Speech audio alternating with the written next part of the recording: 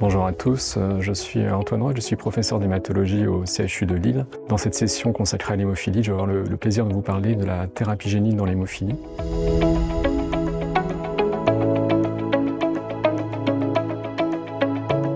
Alors la thérapie génique dans l'hémophilie, elle repose actuellement essentiellement sur une approche de thérapie génique additive avec une vectorisation utilisant des vecteurs dérivés de virus adéno-associés. Nous allons voir que l'hémophilie B se prête très bien à ce type d'approche de thérapie génique pour deux raisons essentielles. D'une part, la taille du gène codant pour le facteur 9 est suffisamment petite pour permettre son insertion dans les cassettes d'expression des vecteurs EAV, et d'autre part, ces vecteurs vont transduire préférentiellement les hépatocytes qui constituent le site naturel de production du facteur 9. Nous avons déjà deux thérapies géniques AAV qui ont obtenu une AMM dans l'hémophilie B. Nous avons également une autre thérapie génique AAV qui a obtenu une AMM dans l'hémophilie A.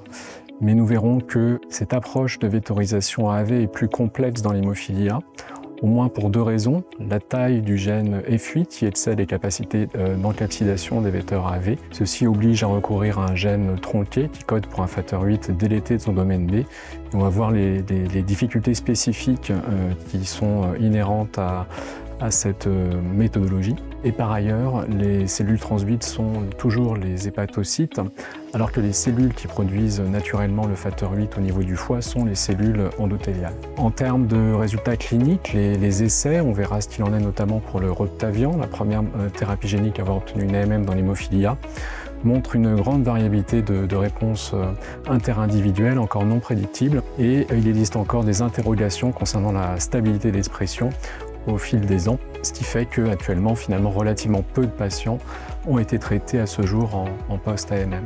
Parallèlement, on assiste également à l'entrée en phase clinique de nouvelles approches de thérapie génique, et finalement, la décennie qui s'ouvre sera essentielle pour savoir si la thérapie génique devient un nouveau standard de soins dans l'hémophilie ou si elle va demeurer une niche dans un arsenal thérapeutique désormais très performant.